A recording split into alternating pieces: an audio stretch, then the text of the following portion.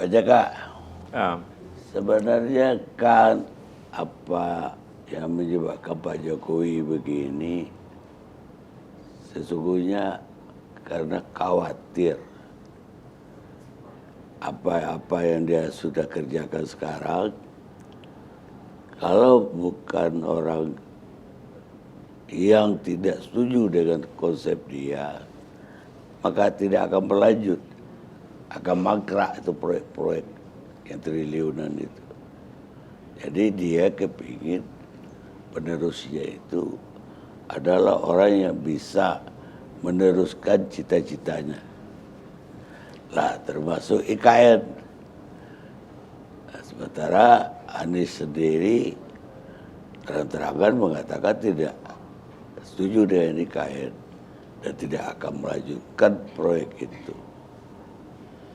Lah karena itulah Pak Jokowi misalnya tadi yang dikatakan ada desain untuk tidak meloloskan Anies jadi capres, atau adalah sekarang katakanlah ada tekanan, ada yang Pak Yusuf Kala katakan itu buntut dari keinginan yang luhur dari Pak Jokowi tadi nggak akan dilanjutkan kalau yang tidak sejalan cita-citanya dengan dia.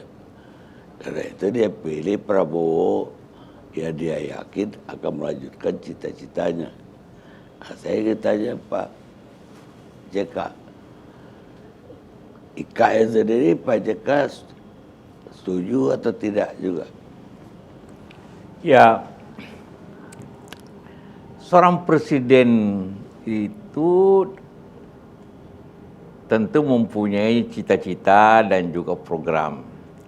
Program yang baik dan memang tentu dilaksanakan oleh presiden berikutnya.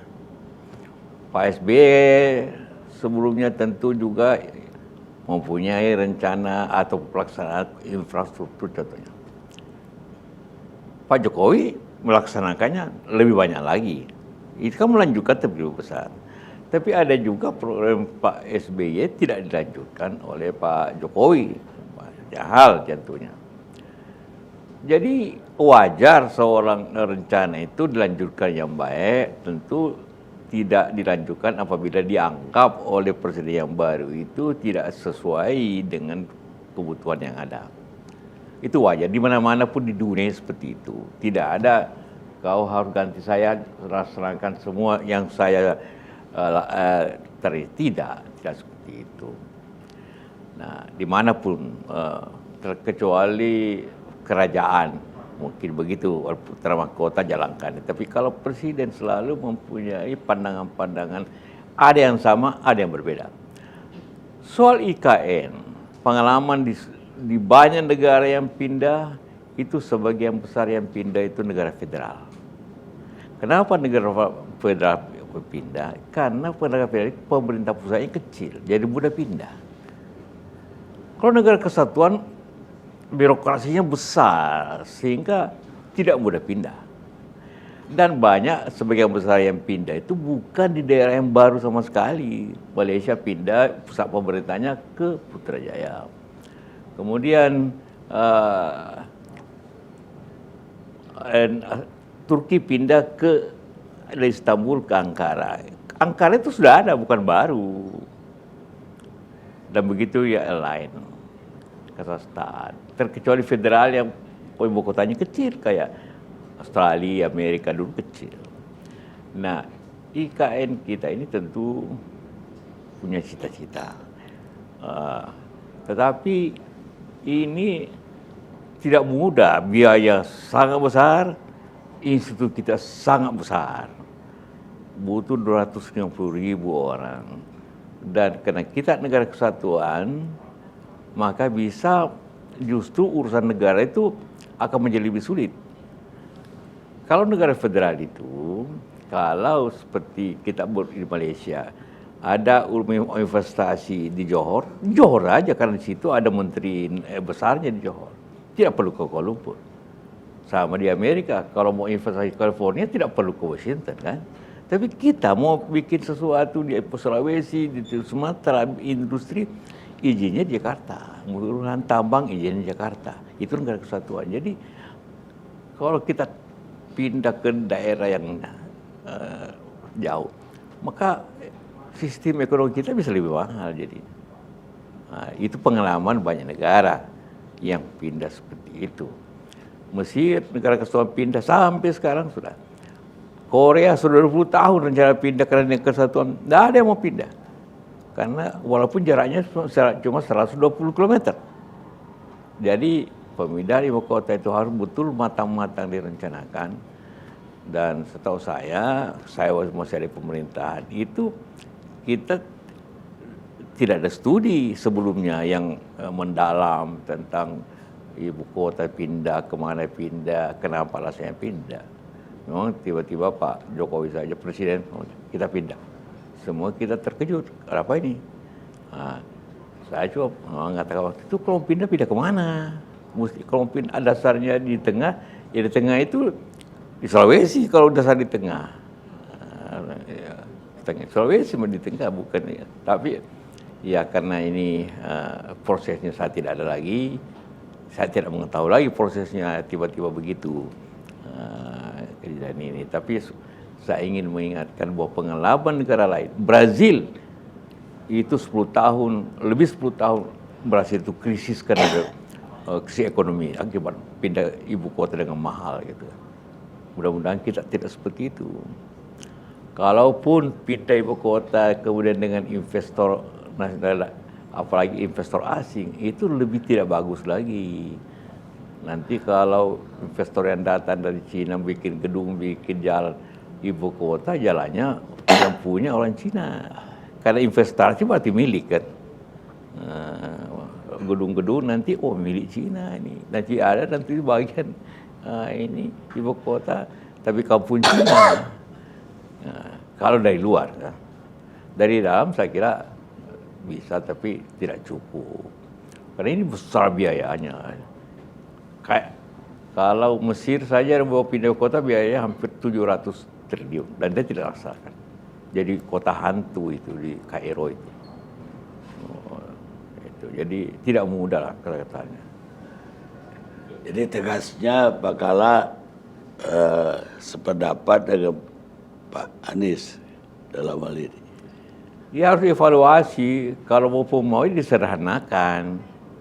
Dan dimanapun seperti Malaysia, dia tidak bangun istana. Ya, harus disederhanakan. Kalau mau karena sudah terlanjur, sederhanakan. Tapi ke negara kesatuan susah. Jadi serba susah di dilema. Dilema untuk siapa saja. Ini apalagi masa depan, Malaysia pindah tadi disampaikan di Pak Anwar Ibrahim. Kami pindah pada saat itu ekonomi Malaysia sangat baik. Tidak ada utang sama sekali. Kita pun pindah dekat. Jadi kosnya rendah, ekonominya waktu itu bagus.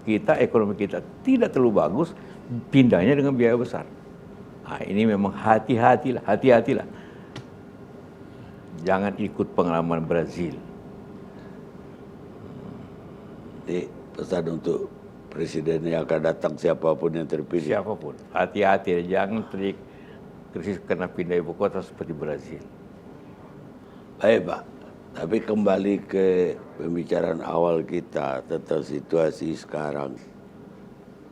Saya menganggap Pak, ini situasi sebetulnya udah masuk gawat. Apa?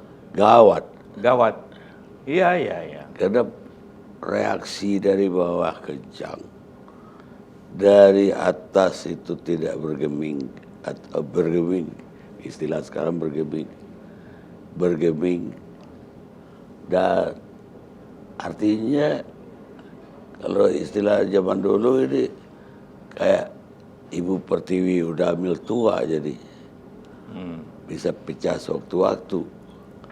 Apa Pak Kala sependapat? Waktu. Ya bisa pecah sewaktu-waktu. Iya. Seperti apa yang terjadi pengalaman masa lalu. Kalau memang rakyat ditekan, rapat khawatir, ekonomi sulit, ya bisa terjadi masalah, krisis. Karena itu kita mengharap jangan terjadi. Tapi yang bisa mengatakan jangan terjadi justru yang pegang kuasa, bukan rakyat, bukan kita. Ya artinya kita takut itu terjadi kan. Ya, ini Baik, hanya suatu kekhawatiran yang kita sampaikan jangan terjadi. Ya. Apa pesan terakhir Pak Kala terhadap bangsa ini menjelang pemilu bulan depan? Mari kita laksanakan pemilu secara demokratis, betul. Karena memang pemilu itu bagian daripada upaya demokrasi memilih pemimpin. Kedua, mari kita pemerintah ini berlaku betul secara netral, bukannya di mulutnya, tapi pelaksananya. Karena ini berakibat tidak bagus atau berbahaya untuk keutuhan bangsa ini ke depan. Pemilihan umum yang dipaksakan, yang ditekan, yang diancam, itu tidak akan pernah baik pada masa depannya bangsa itu. Pengalaman kita sendiri itu sangat tidak menentukan masa depan. Kita melihatnya sekarang masa depan. Kita ingin membantu apapun pemerintah selama menjalankannya sesuai dengan etika, konstitusi, aturan undang-undang yang baik. Pasti rakyat mendukung kalau jalankan itu. Baik pemirsa, itulah nasihat dari negarawan kita yang udah pengalaman banyak di Republik ini, baik sebelum jadi pejabat ataupun setelah jadi pejabat, dan mudah-mudahan bermanfaat bagi bangsa. Dan terima kasih banyak Pak JK.